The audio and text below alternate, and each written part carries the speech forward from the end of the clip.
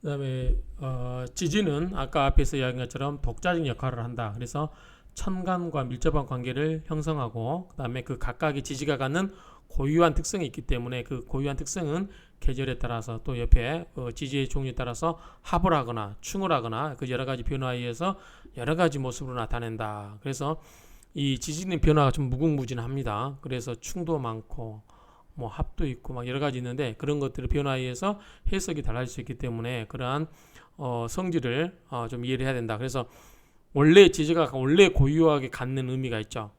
갖는 의미가 있고 아까 이야기했지만 천간은 하나의 성질을 갖고 있는 반면에 지지는 뭐다? 여러 가지의 성질을 갖고 있다. 그러다 보니까 복합적이다 보니까 그 복합적으로 어떻게 적용하느냐에 따라서 제가 처음에 그 곤란했던 게 암합이라고 하는 거 있잖아요. 지장간에서도 합을 하는 거 있어요.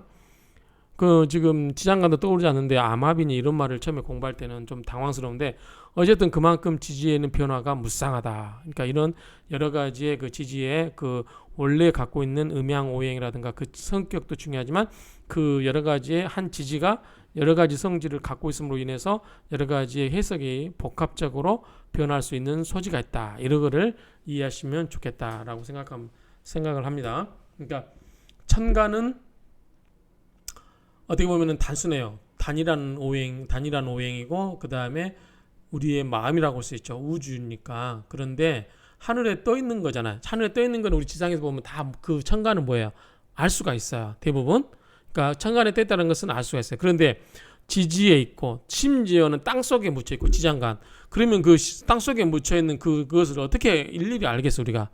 알기 힘들겠죠. 그만큼 이 복잡하고 난이도가 천간보다는 지지가 훨씬 더 있다. 그래서 천간은 드러나 있으니 천간은 우리가 고개만 들면 다 볼 수 있는 것처럼 드러나 있다. 그런데 지지는 땅에 감춰져 있는 것도 있다. 그렇기 때문에 그 땅에 감춰져 있는 것들을 우리가 하나하나 어떤 성향을 파악하고 그러기가 쉽지 않다. 그런 변화들을 좀 알아야 된다. 그런 점에서 좀 지지가 복잡하다. 이렇게 이해하시면 될 것 같아요. 그래서 어쨌든 이번 파트는 이제 지지를 공부할 거니까 먼저 이제 음양에 의한 구분을 하나씩 이제 구분을 볼게요. 지지를 구분하면 어떻게 구분할 수 있는가? 자 12지지 중에 자인, 진호, 신술은 양의 지지가 되고 충묘, 사미, 유해는 음의 지지가 된다. 자 이거는 좀 우리가 헷갈릴 수 있어요. 헷갈릴 수가 있는데 자 인묘진, 사오미, 신유술, 해자축. 자 보면 뭐라고 써요? 인묘진이죠. 봄에는 인묘진, 여름은 사오미. 자 가을은 신유술, 겨울은 해자축. 이렇게 돼 있어요. 자 그러면 우리가 언뜻 생각할 때 사와 오화는 뭐죠? 사가 양하고 오화가 음화라고 했죠. 왜냐하면 사화는 뭐야? 불이 확 처음에 일어나니까 강에서 양이라고 했고 오화는 뭐야? 불이 꺼져가는 단계이기 때문에 음이라고 그랬어요. 그런데 다르게 표시됐죠. 자 해자축도 마찬가지예요. 이거는 원래 이제 앞에 설명드렸죠. 자 자수가 플러스다. 그래서 갑자는 뭐다? 양끼리만 어울린다고 그랬잖아요. 양끼리 그 갑자가 구성된다고 그랬죠. 음끼리 구성되고 그래서 갑자. 갑이 뭐예요? 갑이 플러스잖아요. 그런데 갑자면 이렇게 플러스되고 개해. 해수가 음이었죠. 그래서 개해 이렇게 개수화가 개가 음이었으니까 임이 플러스 개가 마이너스잖아요. 그래서 이렇게 이루어졌다라고 하는데 이건 이해가 되죠? 자, 근데 사화가 반대로 마이너스 플러스예요. 체는 자 그래서 자 이 보면 자 플러스 인 플러스 그 다음에 진 플러스 마이너스 플러스 마이너스 플러스 마이너스 계속 이렇게 가는 거예요. 자 오, 신, 술, 자 했었죠. 이거 플러스예요. 자 음은 뭐죠? 축, 그 다음에 묘, 사, 미, 유, 해. 그렇죠. 이게 음의 지지가 돼요. 하지만 기준에 따라 달라지게 되는데 계전에 따라서 구분하면 인묘진 사오미. 자, 인묘진 사오미는 뭐냐면 제가 음양은 뭐라고 그랬어? 상대적이라고 그랬어요. 상대적. 상대적. 자, 음양은 상대적이기 때문에 항상 내가 양이지만 또 내가 어느 순간에 내가 음이 될 수도 있다. 그거는 뭐가 필요하다? 내가 비교하는 옆에 상대가 있어야 된다는 거죠. 자, 이렇게 하나씩 하나씩 보면 플러스 마이너스, 그러니까 양음 이렇게 가다 보니까 이렇게 우리가 잘못 알고 있는 사화와 오화가 차이가 있다. 우리는 앞에서 이야기는 횟수와 자수는 이야기를 했고요.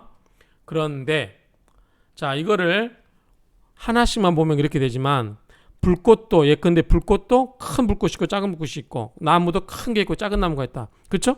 그렇게 보는 것과 자, 1년을 통째로 보면 자, 보면 뭐죠? 나무가 확 올라가는 거. 양쪽으로 팽창하는 거죠. 하늘로 팽창하는 거. 그다음에 여름은 뭐죠? 불꽃이 공중에서 우리 불꽃놀이 하잖아요. 여의도에서 불꽃 축제 할 때 팡 터뜨리잖아요. 폭발하죠. 그러니까 봄과 여름은 뭐예요? 1년 중에서 보면은 나무가 자라서 나무가 최대로 무성해지고 폭발하는 거. 폭발주 자라는 거. 이건 봄, 여름은 뭐예요? 자, 이거는 가을은 뭐죠? 폭발했던 게 수렴한다고 그랬죠. 움츠러든다고 그랬어요. 움츠러든다고 그랬고요. 겨울은 더 추워서 움츠러들고 여러분들 추우면 어떻게 돼요? 이불 싸고 막 이게 속으로 몸을 이렇게 웅크리면서 수축하죠. 그러니까 봄, 여름, 가을, 겨울을 보면은 자, 봄, 여름은 뭐예요? 이게 플러스죠. 양이죠. 팽창하는 거니까.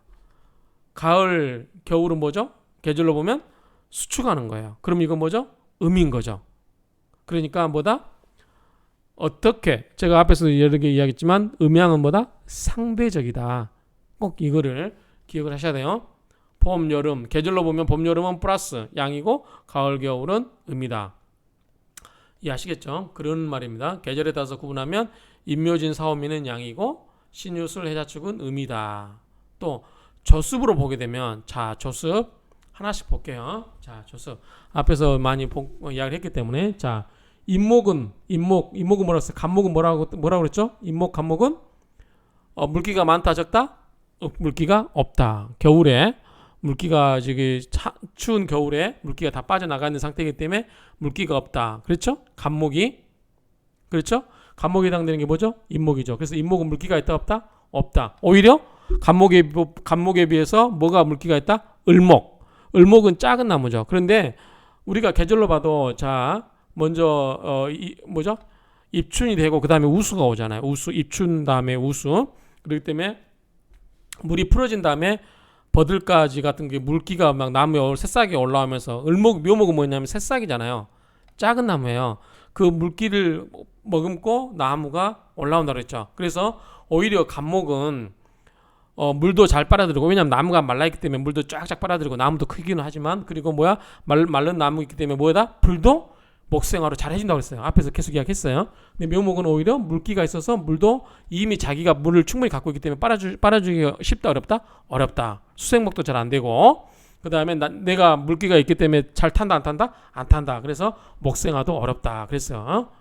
자, 임목은 말라있는 나무, 그래서 삼목이라고 했다. 이 묘목은 순목이라고 그랬어요. 그럼 보면 자, 조습 말라있고 습한 걸로 보면은 자, 임목은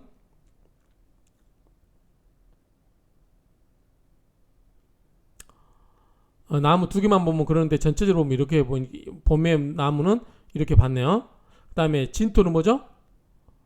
진토는 축축한 토라고 그랬죠. 축축한 토. 그러면 여기 있겠죠. 여기가 있네요. 진. 여름에 사오미는 당연히 뭐 이거는 둘 다 말라 있는 거예요. 이거는 전부 말라 있는 거예요. 미토는 뭐예요? 여름에 딱볕 때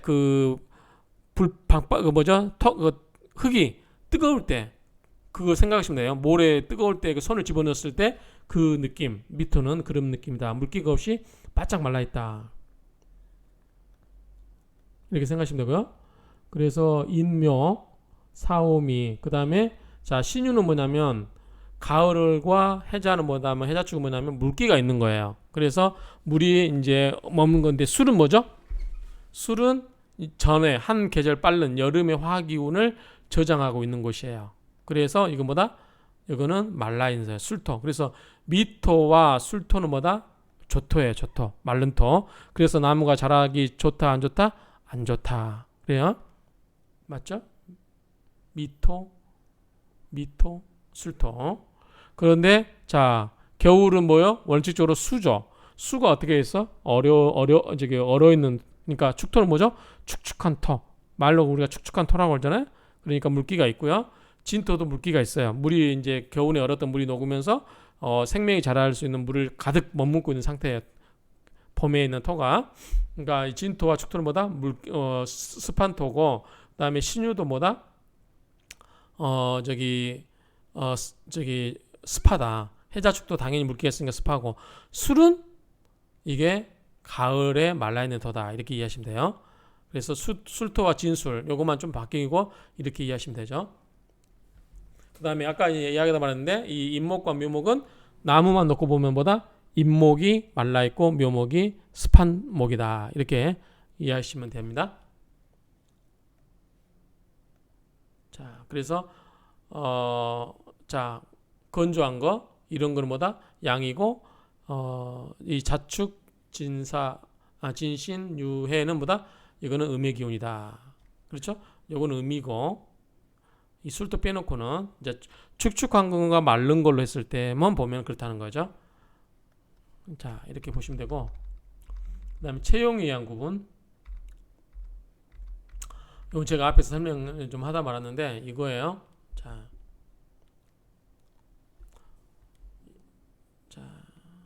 이걸 가지고 설명을 드릴게요.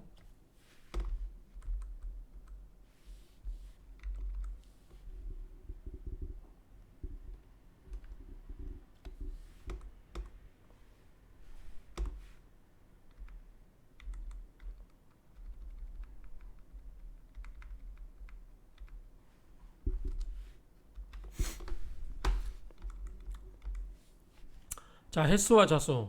자, 자수는 뭐죠? 자수는 원래는 저기 채로 하면 양이에요. 원래는 채고 횟수가 음이에요. 그런데 왜 이게 바뀌었을까요? 왜 바뀌었다고 그랬죠? 자, 자수는 뭐예요? 물이 처음 시작됐어요. 물이 여러분들 이제 또랑물이라든가 이렇게 물이 흘러서 호수 그 강으로 냇가로 가고 냇가가 가고 호수로 가고 호수가 또 뭘로 가죠? 저기 바다로 가죠. 그래서 처음 물은 양으로 말하면 물로만 보면 뭐예요? 자수가 양이긴 한데 물 수량으로만 보면은 적어요. 그래서 음이 되는 거고, 횟수는 뭐다? 바다의 물이 바다의 자라고 생각하시면 되죠. 바다의 물이 많이 모였기 때문에 뭐다? 이거는 양이 많다. 그래서 플러스라고 하는 거예요. 그래서 쓰임새로 보면, 자, 원래는 채로 보면은 자수가 플러스고 양이고 횟수가 음인데, 이 쓰임새로 보면 횟수가 훨씬 더 물의 양이 많기 때문에 플러스가 되고 양이 되고 자수는 음이 된다. 물이 처음 시작된 물이기 때문에 적다라는 얘기입니다. 그런 의미예요. 밑에 설명이 다 그런 내용이에요. 그 다음에 사와 호를 볼게요. 자, 원래는 사와가 우리가 플러스로 알고 있죠. 오화가 마이너스로 알고 있죠. 그렇죠? 근데 이 음양 하니까 플러스 마이너스 기계적으로 하다 보니까 사화가 음이에요. 오화가 양이에요. 근데 우리가 불길을 보면은 불이 확 붙을 때 엄청나게 처음에 세게 붙죠. 그럴 때 이게 사화예요. 불길이 엄청 셉니다. 그런데 오화는 불길이 꺼져가는 단계예요. 그러면 불길이 약해지죠. 다 타고 남으면. 그렇기 때문에 처음에 불의 기운이 강한 사화가 뭐다? 양이고, 불기운이 약한 오화가 뭐다? 음이다. 이거예요. 그래서 이 체와 용, 체라고 하는 것은 본래 우리가 이제 몸체자니까요. 본래 가지고 있는 그러한 성질을 말하는데, 쓰임으로 보면 불은 초반에 확 일어났다가 꺼지기 때문에 사가 양으로 쓰이고 오화는 음으로 쓰인다. 그 다음에 물로 보면 처음에 자수는 물이 찌끔찌끔하다가 해수가 되어서 물이 많이 모이기 때문에 많이 모인 해수가 음이지만, 채로 보면 음이지만 양으로 쓰였다. 이렇게 이해를 하시기 바랍니다. 결국은 뭐냐? 세력으로 그랬다 이거죠. 물이 처음엔 적었고 나중에 많다. 그러면은 많은 것을 양으로 보자. 불은 처음에 확 일어나서 불이 이제 물이 처음 물이 모일 때는 서서히 모이지만 불이 번질 때는 엄청나게 빨리 번지죠. 그래서 처음에가 양이 되고 나중에가 음이 된다. 이런 개념으로 이해를 하시면 될 것 같아요. 자, 오행에 의한 구분을 볼까요? 오행에 의한 구분을 보면, 자, 봄은 뭐죠? 동방목, 임묘진. 이거 앞에서 했습니다. 임묘진은 뭐다? 동방목국 그랬죠? 자, 임묘진은 뭐다? 봄, 동방목. 자, 사오미는 남방화국 그랬죠? 사오미는 남방화국. 그 다음에 신유술은 뭐다? 서방금국. 그러니까 임묘진은 전부 목의 성질이 강하다는 얘기고, 사오미는 전부 화가 강하다는 거고, 신유술은 뭐다? 금국이 강하다는 거죠. 근데 이 지장간 속에는 항상 다른 것도 있기 때문에 항상 이렇게 일률적으로 말할 수 없는데 그렇다는 거죠. 주로 해자축은 뭐다? 북방 수국이라고 그랬죠. 그래서 임묘진 이거를 방합이라고 그랬죠. 그리고 임묘진 동방목국, 임묘진 동방목국, 사오미 남방화국, 신유술 서방금국, 해자축 북방수국 이렇게 앞에서 한번 언급을 해드렸습니다. 자, 계절에 의한 구분도 자, 임묘진 동방목이죠. 방금 이야기했고요.